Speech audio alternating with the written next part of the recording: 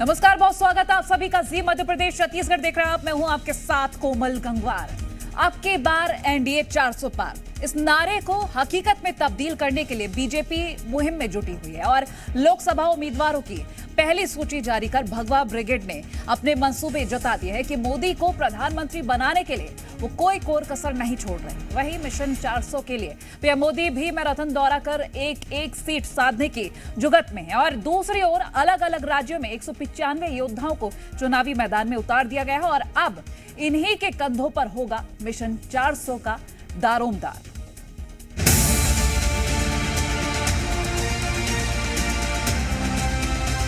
कोरबा में भी कमल खिलाने का काम भारतीय जनता पार्टी का एक एक कार्यकर्ता करे।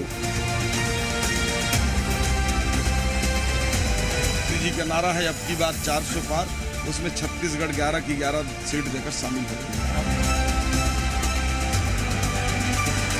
नरेंद्र मोदी जी को वोट पड़ेंगे और उन्हीं के दम पर हम जीत कराएंगे। आज लोकसभा के प्रत्याशी बना करके न केवल मेरे जैसे लाखों करोड़ों कार्यकर्ताओं का सम्मान बढ़ाया पार्टी ने। अब की बार 400 पार के नारे को सार्थक करेंगे।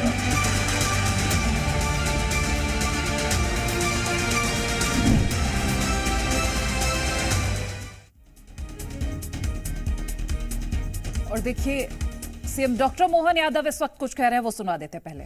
और इस चुनाव में जिस प्रकार से हमारा अपना मनोबल और वर्तमान परिस्थितियां और माननीय मोदी जी का काम और काम के आधार पर जनता के बीच उनका आधार दिख रहा है, मुझे इस बात की प्रसन्नता है कि आज पूरी लोकसभा चुनाव के 195 माननीय सांसदों की सीट का अनाउंस किया गया है और इस सीट के माध्यम से संकेत हो गया है कि हम अपने सशक्त जनता के बीच लोकप्रिय उम्मीदवारों को लेकर के जा रहे हैं।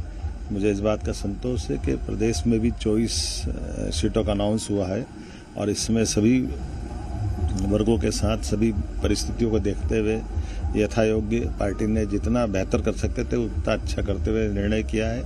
मैं अपनी ओर से सभी उम्मीदवारों को बधाई देना चाहूँगा और निश्चित रूप से हम अपने माननीय यशस्वी प्रधानमंत्री के नेतृत्व में, माननीय राष्ट्रीय अध्यक्ष जेपी नड्डा जी के नेतृत्व में भारतीय जनता पार्टी मध्य प्रदेश की सभी सीटें जीत करके और देश की भी सभी सीटें जीत करके हम फिर एक बार 400 पार की तरफ आगे बढ़ेंगे।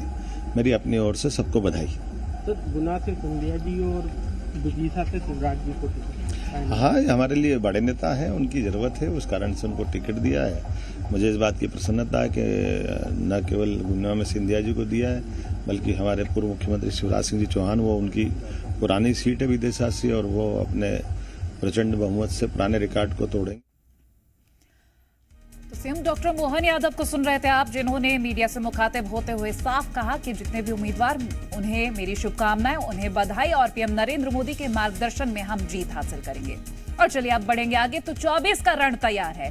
400 पार के नारे के साथ बीजेपी ने अपने उम्मीदवारों की पहली लिस्ट भी जारी कर दी और आगामी लोकसभा चुनाव के लिए बीजेपी ने 195 लोकसभा उम्मीदवारों के नामों का ऐलान किया है, जिनमें से छत्तीसगढ़ की सभी 11 सीटों पर और मध्य प्रदेश की 24 सीटों पर उम्मीदवारों के नामों का ऐलान किया गया है। लोकसभा चुनाव को लेकर मजबूत उम्मीदवारों के साथ बीजेपी जीत का दम भर रही है। लिस्ट आने के बाद से कार्यकर्ताओं में उत्साह है। कार्यकर्ताओं की पार्टी बीजेपी में मंत्री से लेकर नेता तक सभी बीजेपी प्रत्याशी को जिताने और कमल खिलाने की बात कह रहे हैं। दावा यह किया जा रहा है कि छत्तीसगढ़ में कांग्रेस का सुपड़ा साफ होगा और राज्य में हर सीट पर बीजेपी भारी वोटों से जीतेगी।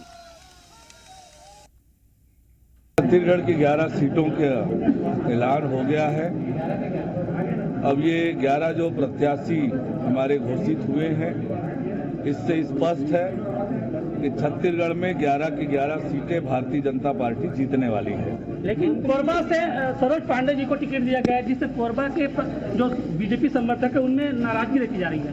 किसी बिल्कुल भी नहीं है, किसी को नाराजगी नहीं है। लगातार कोरबा की वे प्रभारी भी रही हैं, प्रभारी सांसद के नाते, पालक सांसद के नाते कोरबा लगातार आती रही हैं। वो हमारे राष्ट्रीय स्तर की पदाधिकारी रही हैं। तो निश्चित रूप से हम सब मिलकर उनके लिए काम करेंगे और कोरबा में भी कमल खिलाने का काम भारतीय जनता पार्टी का एक एक कार्यकर्ता करेगा।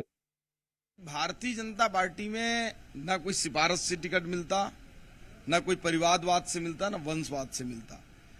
और हमारे यहाँ कार्यकर्ताओं को बराबर मौका मिले, हर कार्यकर्ता को मिले, ये सोच के साथ जिनकी टिकट कटी है वो भी ऐसा नहीं है कि वो चुनाव लड़ने के योग्य नहीं थे इसलिए काटा, उनको अलग दायित्व देंगे। पार्टी किसी भी कार्यकर्ता को उपेक्षित नहीं करती, जिनके टिकट नहीं दिए हैं उनके लिए पार्टी ने अलग दायित्व सोच रखा होगा। हम 11 की 11 सीटें इस बार जीतेंगे और जो 400 पार करने की हमारी जो माननीय नरेंद्र मोदी जी का नारा है, अब की बार 400 पार, उसमें छत्तीसगढ़ के महासमुंद लोकसभा से रूप कुमारी चौधरी को प्रत्याशी घोषित किया गया है। वहीं रायपुर से बृजमोहन अग्रवाल को प्रत्याशी बनाया गया है। सुनिए टिकट मिलने के बाद क्या कुछ कहना है दोनों ही प्रत्याशियों का। मेरे लिए बहुत बड़ी बात हुई कि जो हमारा केंद्रीय नेतृत्व है भारतीय जनता पार्टी की प्रदेश नेतृत्व ने इतना बड़ा विश्वास जताया है, तो ये सब भारतीय जनता पार्टी में ही संभव हो पाती है। भारतीय जनता पार्टी में कोई बड़ी बात नहीं है कि इसको कहाँ पे कब कैसे जिम्मेदारी मिलेगी, और जो भी जिम्मेदारी मिलता है उसको भारतीय जनता पार्टी का कार्यकर्ता सहर्ष स्वीकार करके हमेशा काम। देखिए, जो केंद्रीय नेतृत्व का निर्णय है निश्चित रूप से वो निर्णय सोच समझ कर लिया गया निर्णय है, इसलिए उस निर्णय पर कोई कमेंट करना ये अच्छी बात नहीं। आप ये बताइए कि रायपुर में जो वोट पड़ेंगे, आपकी कॉन्स्टिट्यूएंसी में तो बृजमोहन अग्रवाल को वोट पड़ते रहे हैं, तो रायपुर में इस बार नरेंद्र मोदी को वोट पड़ेंगे या बृजमोहन अग्रवाल को वोट पड़ेंगे? नरेंद्र मोदी जी को वोट पड़ेंगे और उन्हीं के दम पर हम जीत कर आएंगे।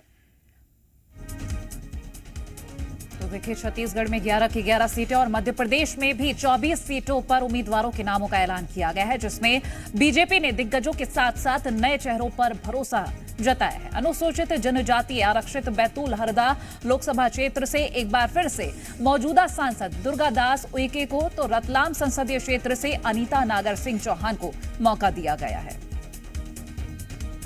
चुनाव हमारे पार्टी में व्यक्ति नहीं लड़ता है, हमारे संगठन में, हमारी पार्टी में संगठन चुनाव लड़ता है।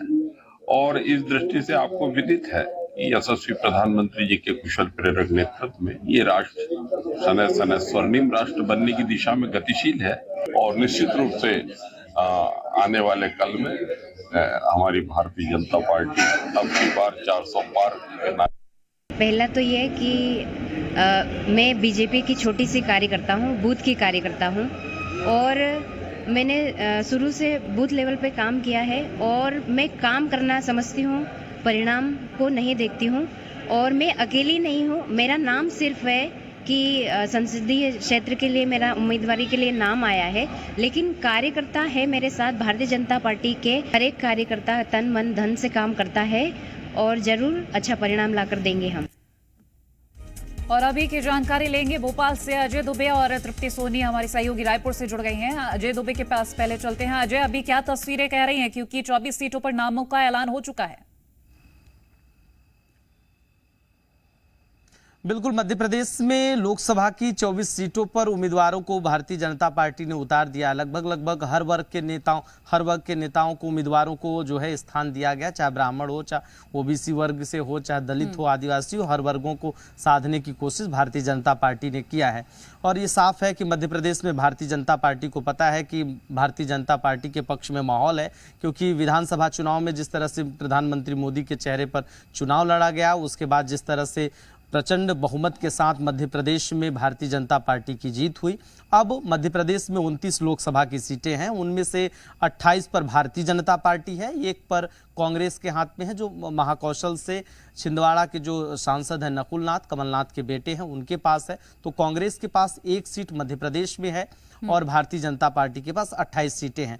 अब राहुल गांधी की न्याय यात्रा भी मध्य प्रदेश में है, ऐसे में अब अलग अलग जगहों पर राहुल गांधी जा रहे हैं। राहुल गांधी की न्याय यात्रा के जरिए कितना वोटरों को साधने में कामयाब होती है कांग्रेस, ये तो देखना होगा। लेकिन इसमें इस जो अभी मौजूदा वक्त में जो सीट डिक्लेयर किया है भारतीय जनता पार्टी ने, उसमें कई जो पुराने चेहरे थे जिन पर जनता ने भरोसा या जनता से संपर्क जिनका नहीं हो पा था, जिनका परफॉर्मेंस ठीक नहीं था, उनमें कुछ बदलाव भी किए, जैसे भोपाल की बात। तृप्ति सोनी हमारे साथ लगातार बनी हुई है। तृप्ति, छत्तीसगढ़ में देखा जाए तो देखिए, जो उम्मीदवार है उनका खुद का ये कहना कि हमारी पार्टी यानी कि बीजेपी ऐसी पार्टी है, कब किसको मौका मिल जाए कुछ कहा नहीं जा सकता, और जश्न का माहौल भी दिख रहा है। और जश्न का माहौल इसलिए भी है क्योंकि बीजेपी ने मैदान में पहला कदम रखा है और पहला कदम इस लिहाज से भी बेहद खास माना जाता है कि लोकसभा के चुनाव को अब कभी भी आचार संहिता लग सकती है चुनाव को लेकर के। ऐसे में भारतीय जनता पार्टी ने बहुत पहले कमोबेश मुझे लगता है कि 13 या 14 तारीख के आसपास आचार संहिता लगने की खबरें हैं। तो ऐसे में देखा जाए तो 10 से 12 दिन पहले भारतीय जनता पार्टी ने छत्तीसगढ़ समेत कई राज्यों में लोकसभा के उम्मीदवारों का ऐलान कर दिया है। तो तैयारी का एक अच्छा खासा मौका पहले से बीजेपी देखकर चल रही है। इस बार छत्तीसगढ़ में 11 सीटों पर अगर नजर डालें तो 2 मौजूदा सांसद विजय बघेल और संतोष पांडे राजनांदगांव से, इन दोनों को दोबारा मौका दिया गया है। दोबारा मौका देने की वजह यह है कि विजय बघेल ने पूर्व सीएम भूपेश बघेल के सामने चुनाव लड़ा था और बड़ी कड़ी टक्कर दी थी। मात्र 16,000 करीबन के वोट से पूर्व सीएम को टक्कर दी थी और मात्र 16,000 वोट से ही वो हारे थे। संतोष पांडे की बात कर ली जाए तो राजनांदगांव के सांसद है, बस्तर के प्रभारी बनाए गए थे, इसलिए उन्हें ये धर्मांतरण का इशू हो, इस तरीके की बातें जब सामने आई, मुखर नेता के रूप में सामने आए कवर्धा में, बीरनपुर में, तो इनको दोबारा पार्टी ने भरोसा जताया है। भोजराज नाग कांकेर से बनाए गए हैं, जो पूर्व विधायक रहे हैं। अंतागढ़ का कांड, अंतागढ़ का जो ऑडियो मैसेज वायरल हुआ था उस वक्त, वो उपचुनाव काफी वायरल हुआ था, उस वक्त से भोजराज नाग बड़े चेहरे हैं, तो उनको भी धर्मांतरण का इशू उठाना काफी फायदेमंद रहा उनके लिए। उन्हें लोकसभा की टिकट दी गई है। बृजमोहन अग्रवाल एक बहुत बड़ा नाम है, बिल्कुल, और ये सभी नाम जो तय किए गए हैं एक सोची समझी रणनीति के तहत। बहुत शुक्रिया तृप्ति और अजय ये तमाम जानकारी हमसे साझा करने के लिए। तो देखिए, पहली सूची में 195 नाम सामने आ चुके हैं और इसी के साथ ही अब बीजेपी अपनी पूरी तैयारी दिखा रही है। देखना यह होगा कि अगली रणनीति क्या रहेगी। फिलहाल इस वक्त रुक रहे हैं एक छोटे से ब्रेक के लिए, जल्द हाजिर होंगे।